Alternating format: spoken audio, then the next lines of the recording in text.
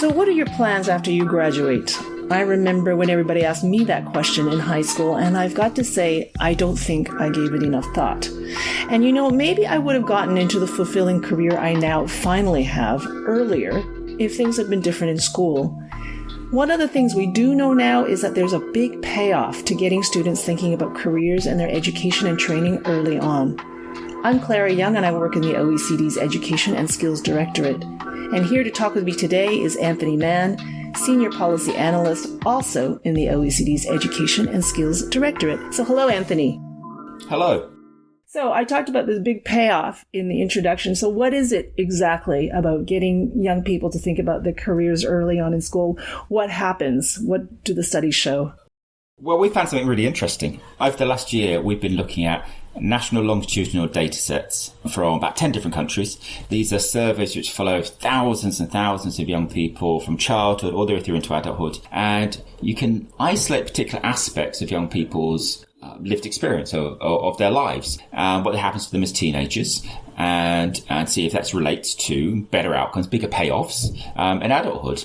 And what we did, we looked at a whole range of career guidance related activities about direct experience of the labour market, about guidance activities, about attitudes. And what we found was that very commonly we could associate career guidance activities and ways of thinking with better outcomes later on, lower unemployment rates, greater job satisfaction, and also sort of like higher wages. That's probably the easiest to quantify and get across in a simple way. What we found typically was that young people who engage more in thinking about their future careers and taking part in activities to explore their future careers and those possibilities at 15 could probably expect to earn between about 5 to 10% more 10 years later. Okay, so higher wages, more satisfaction with their jobs, greater chance of employment. So only upsides to getting involved in career activities when you're in school. That's right. It's a great win-win for young people. But what we find is that many young people don't participate at all in career-related activities. So by the age of 15, we know from the OECD's PISA study that fewer than half of young people by the age of 15 have visited a workplace, have attended a job fair, or done an internship. In some countries, it's very small numbers of young people who participate in these sorts of activities. And they're so important because, societies increasingly require young people to navigate their own way, through their education and training to make, ever more choices about what they're going to study, how hard they're going to study. And young people need a compass to be able to make good decisions by doing that. And what we find is that when they directly experience, the world of work, when they work with their schools to explore the labour market, when we see them thinking about their futures and having more informed understanding about how future careers might relate to their education decisions, they do better. And that's something which is, I think, makes it easy for us to visualize of young people going into these processes with their eyes open. But we know that many young people are really struggling and need, better access to information and support from their schools. And especially now, I think, with all the labor disruption from the pandemic, I think it's particularly crucial. Well, absolutely, because the thing is that at the same time, young people are staying in education longer than ever and having to make more decisions than ever before about what and where they study, how hard they study. The labour market itself is getting ever more turbulent, ever more unpredictable, ever more dynamic.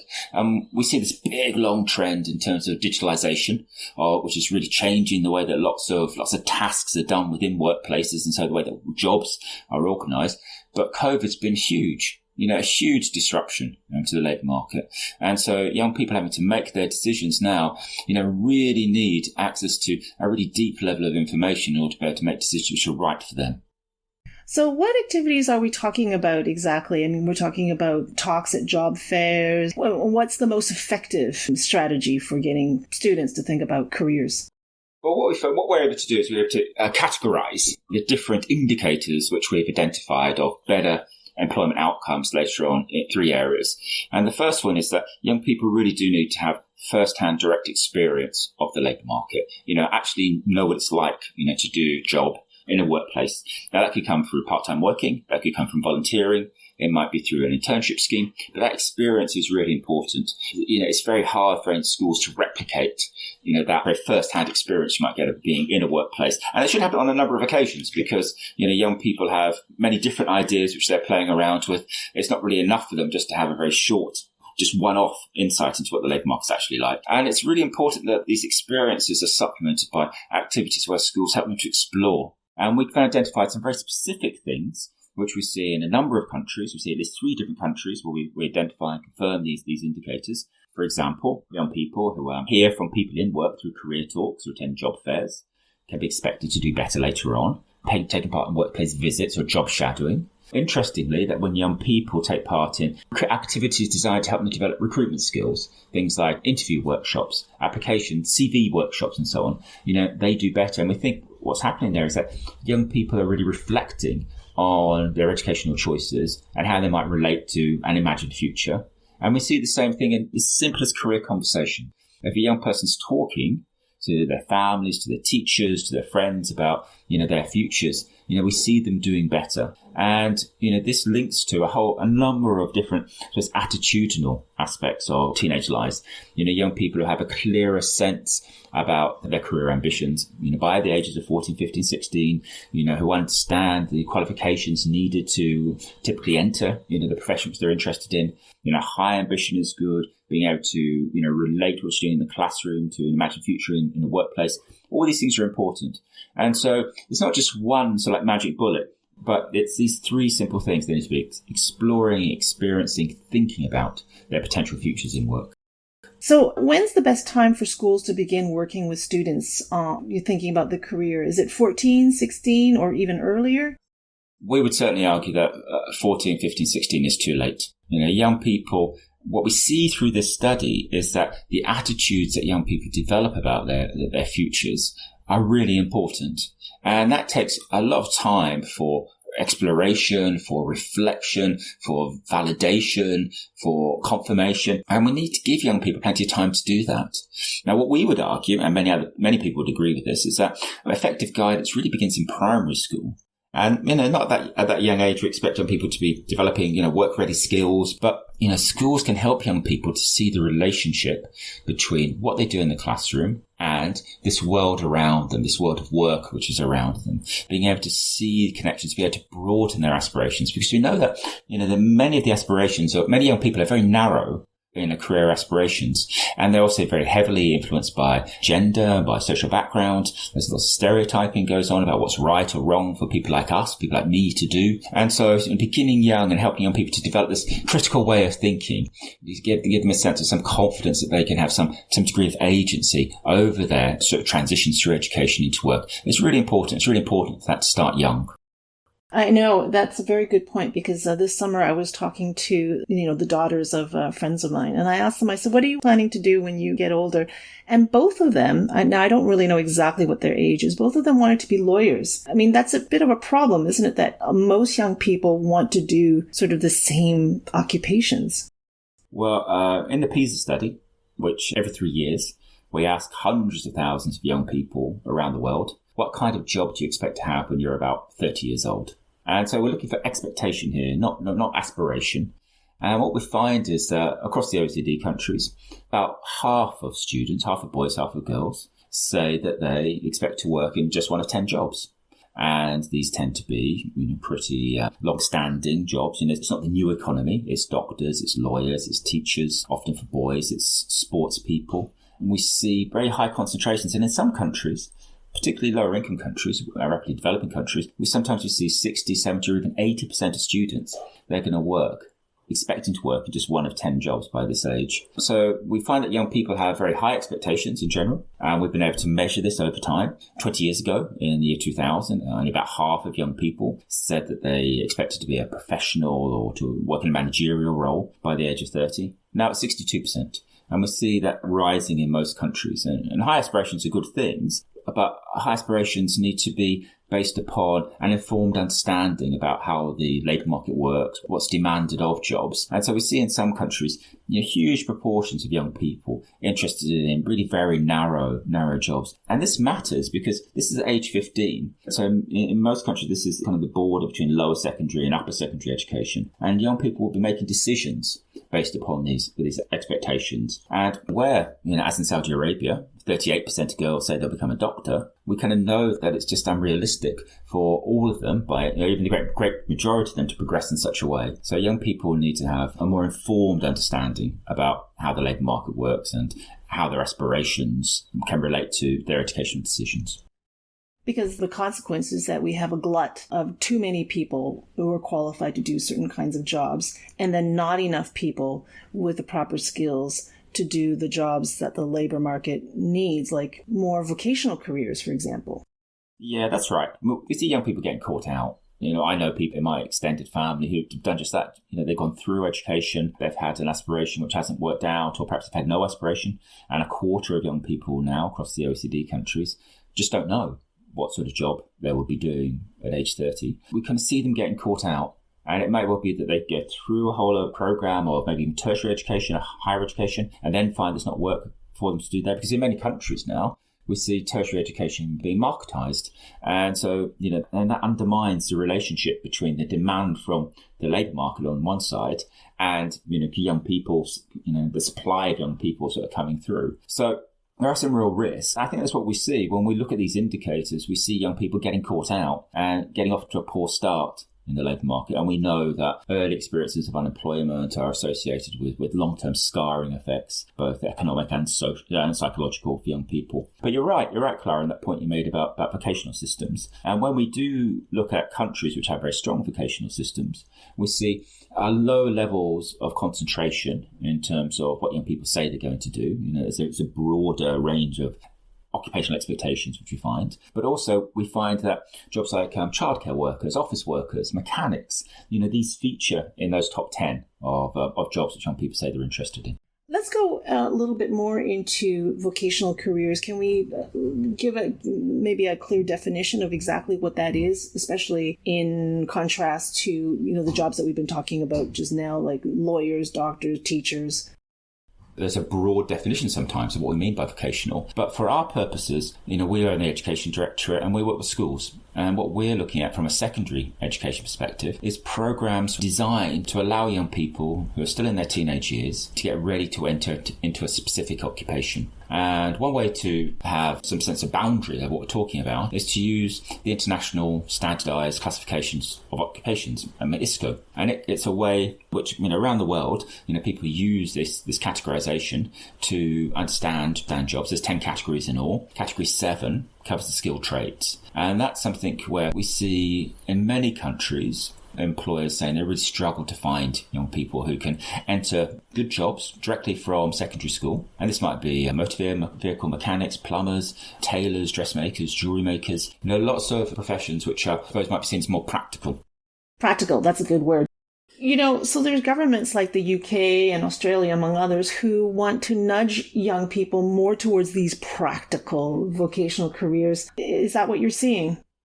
Well, we certainly see a lot of interest now in vocational education. It seems to stem from the great financial crisis. If we go back to 2007, 2008, in many countries around the world, we saw a big spike in youth unemployment. And we saw that, but in a few countries that didn't happen. And the countries where it didn't happen, Germany, Switzerland, Austria, they have very good vocational education systems. And so there's been a lot of interest, a lot of reforms going on over the last 10 years to try and enhance vocational educations. And, the UK is a very good example of a country which has put a lot of energy into making vocational education more attractive, kind of both to young people, but also making sure that it works more as an entry to skilled employment. And it actually addresses the employment needs of employers. So why is vocational education training so attractive in countries like Germany and Austria?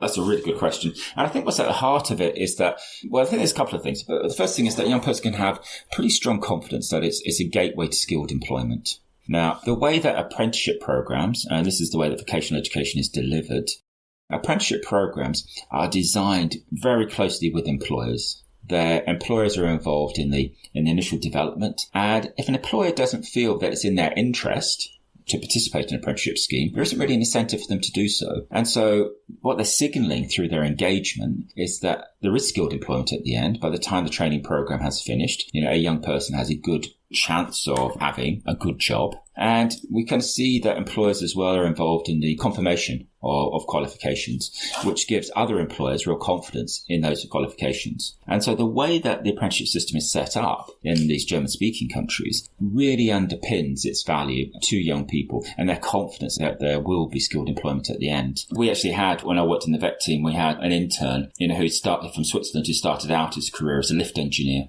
and then had gone back into sort of like general education and completed a master's and was working in education policy. And I thought it was a really nice example of the way that in Switzerland, that's not a crazy thing to do at all. But you can imagine in most countries, if you start out as a lift engineer as you leave school. As an elevator engineer. Yeah. Oh, wow, good. Yeah. So meaning you can go down a pathway, but you can also make some changes and go back into the... Yeah, I think it's not a dead end. That's the thing. Yeah. So there's quite heavy academic content, which means that by the time you finish, you actually do have options. And your options might include sort of like going back to tertiary education. Whereas, a lot of apprenticeship systems have generally been focused on relatively low qualifications, and they've been dead ends. And that's why they've been unattractive to lots of young people, because maybe at 16, you can say, okay, make a decision. Are you going to sort of like just be a car mechanic? Or do you want to carry on and give yourself a few more options? And something like Germany, you can say I'll become a car mechanic, and if it doesn't work out, then I'll go back into education. These are countries where there is a very long tradition of young people leaving school early, entering an apprenticeship, and so it's a familiar part of the culture. And what we find is that studies show that young people whose parents undertook apprenticeships are involved in skilled trades or skilled employment, they find it easier themselves, to find apprenticeships, because there is this cultural background, these social networks, which make it both more desirable and more achievable. I think that cultural dimension is very interesting. Like the PISA 2018 also showed that 15-year-old girls and students from immigrant communities were particularly uninterested in vocational educational training. Well, that's right. One thing we can do with our PISA data is we can look at the jobs which young people expect to do by the age of 30. And then we can use this classification, the ISCO categorization. We can look at category 7 jobs, which are a good proxy for interest in skilled employment. And across the OECD countries, we see a huge variation. In Mexico, Israel and Turkey, fewer than 2% of all young people say that they're interested in these sorts of professions, but it's up to 17% in the Czech Republic. And we can see that, Central European countries in particular have a strong interest from young people. But that doesn't always sort of like translate, to every young person. And systematically, we see lower interest from girls and lower interest from young people from migrant backgrounds. And with girls, it's in some countries, it's difficult for us to find any girl who's interested in, these sorts of skilled trades. And that might well be for reasons which relate to the quality of the provision, whether they can have genuine confidence that there is a job at the end of it and it's going to be a skilled job and it's not going to be kind of like a hostile workplace. Really effective programs give young people a real opportunity to continue their learning and to progress. And we find that where that doesn't exist, young people might find that it's not in their interest. And if you think about the position of girls in particular, it may well not be in the culture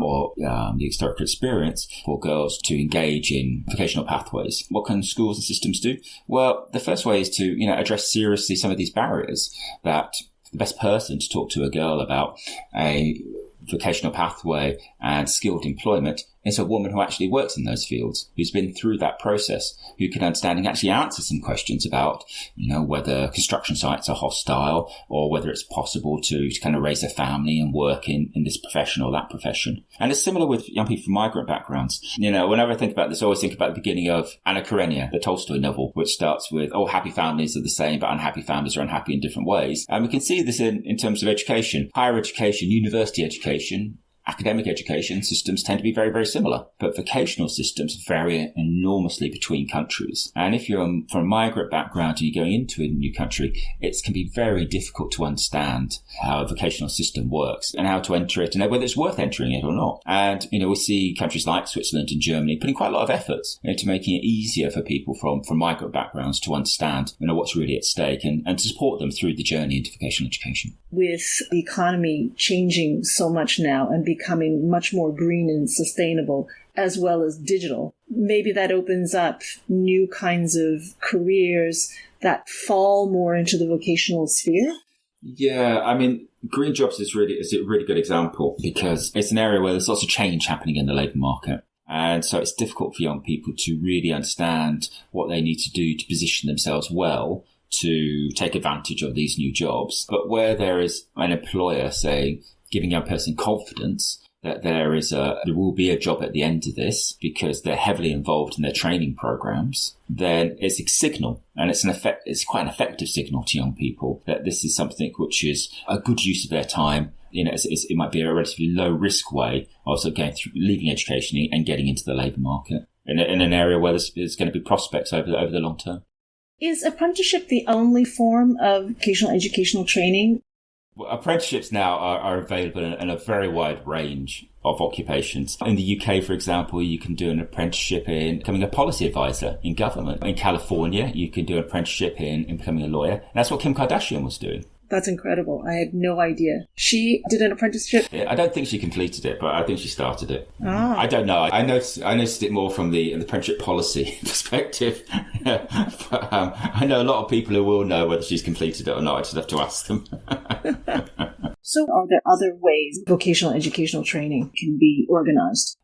Two main ways. One is fully work-based and the other one is school-based. And in countries can vary. At one end of the extreme, you have, school-based programs where the student just stays in the classroom the whole time and doesn't see a workplace at all. And from our perspective, from the work that we've done at OECD, we would be skeptical that can give a young person as good a preparation as programs which engage either a significant amount of work-based learning.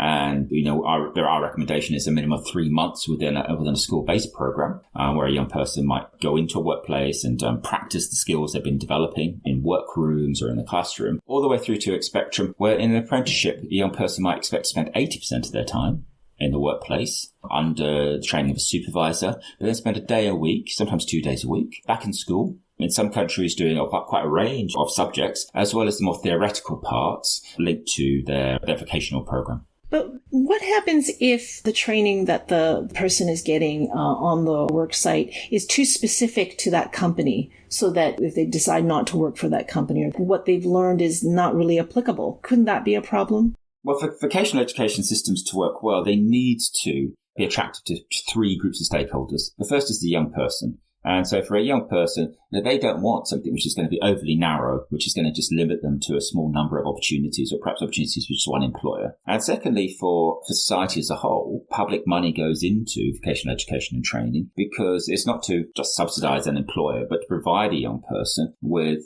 the skills which will allow them to sustain themselves, to be economically independent, through their adult lives. So there may be employers who've got, vested interests in having programs which are very narrow, but how this is countered in somewhere like Germany is the chambers of commerce, which are responsible for the development of programs. And so, they make sure that a young person is prepared broadly to be able to succeed in a profession across a range of different enterprises. When they go into the workplace, where they will work on in a temporary way on temporary machinery and systems. And that is a good thing because that brings an authenticity to their experience. But it's really important. And this is where the 1 or 2 days a week, which happens back in the classroom, is important. It's really important that they have this theoretical underpinning for what they're doing. And so they can take their example of what they're doing in the workplace and make sense of that for broader uses across their working lives. So that's quite a complex design, which would involve education ministry, chamber of commerce, employers, perhaps trade unions having to work together to create vocational educational training programs that are good for all the parties involved. Yeah, that's right. That's right. And social partnership is a very effective model of making that happen. And as you're right, trade unions play a key role because, they all speak for the interests of the workforce generally and for apprentices, people entering the workforce. But if you have these different parties involved, you get this balance and you can look at the costs and benefits to a young person. And when you undertake an apprenticeship in nearly all countries, you're doing so at a pretty low wage. So you're making a sacrifice early on in return for the hope of something meaningful later on. But where you have a balance between, the costs and benefits for the apprentice and for the employer, and we have mechanisms for sort of like arguing that out, we end up with this Goldilocks in a scenario where the apprenticeships are just right and they work well for the young person, they work well for the employer, and they work well for society. And that's the golden circle we want to be able to achieve. The golden circle. Let's all try to be there. So thank you very much, Anthony, for talking to us about career readiness and vocational educational training. I'm Clara Young. To find out more about the OECD's work on education and skills, find us on Twitter. Our handle is @OECD EDU Skills.